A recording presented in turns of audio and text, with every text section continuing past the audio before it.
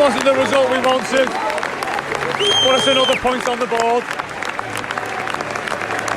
People are throwing smoke bombs on the pitch like damp squibs more like, but there we go.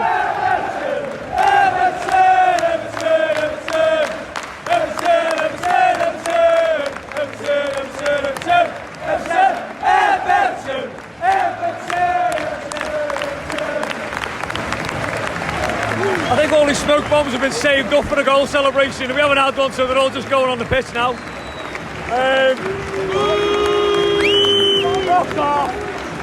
The views are for the stewards there taking the smoke bombs off. But yeah, not the result we wanted. Frank Lampard's on the pitch now. Super Frank, Super Frank, Super Frank Lampard. Super Frank, Super Frank, Super Frank Lampard. Super Frank. Still cracking turnouts, cracking support. Not the best performance, but I think as soon as Watford were relegated, they would never lose in the next game. It's never going to happen.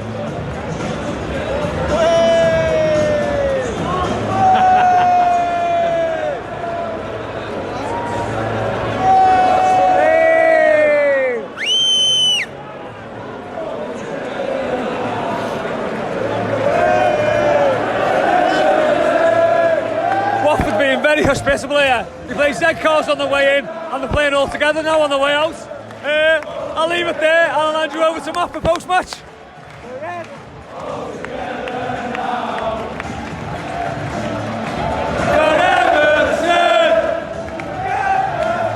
All together now. You won the cup with Catherine. Kendall boys in 84. Now Victor Royal is coming back for more. All together now. All together now. All together now. For Everton.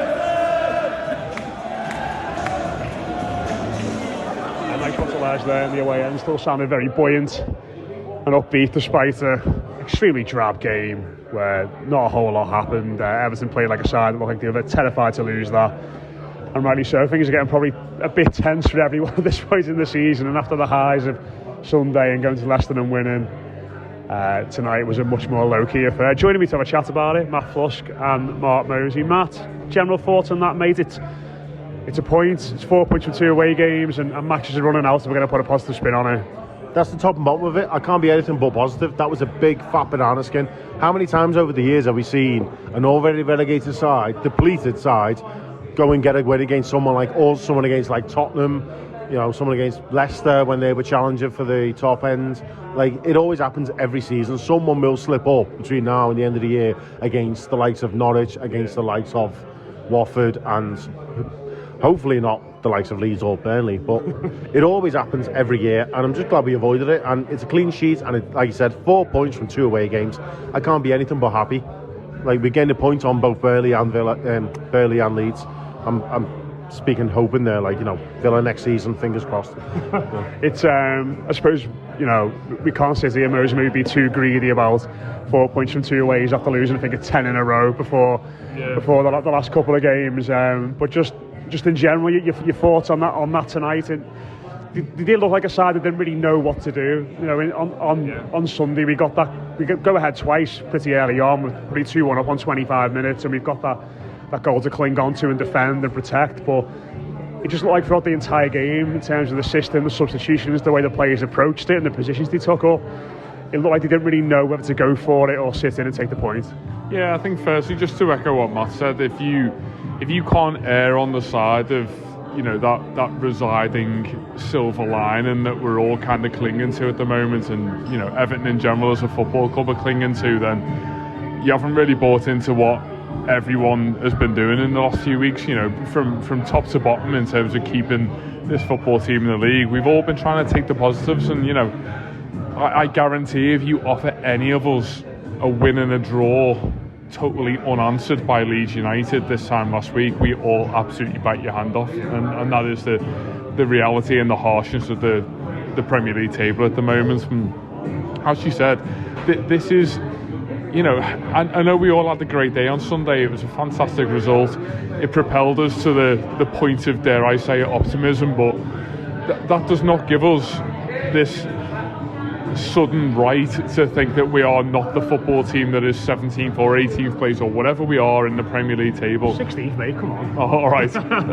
all the lofty heights of bottom half of the table. But you see my point in that we are not suddenly one of those teams who, when you afford all of the incentive to go and win a football match, regardless of the level of the opposition, it's quite frankly not there at the moment. I mean, we've spoken for years and years about how difficult it is for a team like Everton to kind of flux between these motions of grinding out results at home against Chelsea, United, whoever it may be, and then being that team who, you know, either invites teams to Goodison Park or goes away in the Premier League and everything is out in front of them, and the football world says to them, well, what have you got?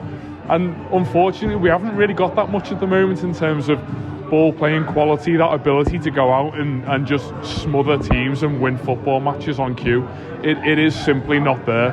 And you know, there are definitely times in that match tonight where you can notably see a football team that is terrified of losing the match. And you know, maybe we look back at it and think, well, rightly so, because a loss tonight is an absolute disaster after going to Leicester at the weekend. And I'm not saying that a draw is by any means an acceptable result, because, you know, I have that level of hollowness that everyone listening to this will have, in that the eternal what might have been about Everton Football Club hangs over us. But this is very much in our hands. We are still firmly, having 2 weeks ago being the team that were odds on to go down, we've all done this. We've got this football team to the brink of survival, and I don't think tonight has damaged that by any means. Yeah, and if you flip the results around, if we were to go to Leicester and draw 0-0 and then go there tonight and win 2-1 just as Burnley did, we'd all be there going, this is it, we've done it, we're fine. Like, we're not safe, but we are on the way to being safe. It feels a bit of a damn squib after Sunday, granted, but to be honest, tonight, I mean, I think a lot of people would have said after Sunday night, this game was a free hit. So it's about consolidation, about just taking what we got, you know, a good point, a clean sheet, and now we got Sunday and we can do what we've done for the past few weeks, you know, scream bloody thunder, drag them across the line. Like you say, nothing is guaranteed. We don't take anything for granted. We deserve nothing from this season, absolutely nothing. Yeah. But I still think come Sunday, we're going to do it. We're going to drag them across the line, basically. We're going to just scream them. And hopefully, obviously Leeds play before us, so it could be a matter of win the game, stay in the league. So if that is the case, if we, because I think it coincides, doesn't it? They kick off at 2. Yeah, their game finishes just before. So we'll all be on Goodison Road when they're playing. Yeah. If Leeds are down 2-3 goals when we go into Goodison Park, obviously the atmosphere will just be electric. We'll be screaming them over the line, and it'll just be a matter of it's one game to save our future. Yeah. Not even save our season. You've said it for weeks, Matt. It's saving our future. It's completely generational. Yeah. And I think we'll step up. The fans will step up. The players will step up. The manager will step up. The club will step up. And we're going to get over that line. I think if you're going to look at the last third of the season from a big picture point of view, if you offered most of us the chance to go into a home match against Brentford with the chance, you know, the card of if you win this game you survive, I mean, we'd have all absolutely taken that. And I don't think it's that cutthroat on Sunday. And as you said, Matt, it totally depends on what happens at Ellen Road. But I think it's quite funny that we've gone from a point a few weeks ago of being so centrally focused on what every other team around Everton were doing that we totally forgot about how bad Everton were, because that was our escapism. Can we channel how bad Burnley are? Can we buy into every single point that Leeds lost? And now that we've got something a little bit more positive to buy into from an Everton point of view, I think it's very easy to forget what the other teams around us are doing very poorly. You know, you can look at Burnley at the weekend, you can look at Leeds for the last few weekends in terms of as much as we look at a team who haven't quite reached their maximum potential, haven't quite taken everything they possibly could have done from the last 2 or 3 games, you only have to look at the television screens around us to look at a team in Leeds United who are consistently failing to make up any form of ground. And all of those feelings that Evertonians have had from not even a few weeks ago, but from September or October, there's a team in Yorkshire who are having all of that bad press, those bad feelings and those bad performances, and luckily the bad results to go with it, at exactly the worst time of the season. And you know, I am incredibly biased. I don't know if you realise in this situation, but if I was to be one of these football teams at the moment, I would absolutely not want to be Leeds United. Yeah, because we thought we had chosen the worst time of the season, but they've managed to one-up us. Yeah. And I think the other thing as well, and it'd be remiss not to say this, but one of the things we were all saying on those podcasts when we were losing away game after away game after away game was just draw a game every now and then. Yeah. You know, if Everton had drawn like 3 of those 10 away games they lost in a row or whatever it was, they'd be well clear of this now. And sometimes it's a case of, if you're having a terrible night, if you're not playing well, as can always happen away from home, just don't get beat, lads. Just come away from it with a point. Obviously, it's easy to look at them in a bigger picture sense when you're midway through the season and you're not like absolutely desperate for 3 points now, but you know, if Everton had drawn more away games, we'd be absolutely fine. Because that's like our second draw since Chelsea and before Christmas, isn't it?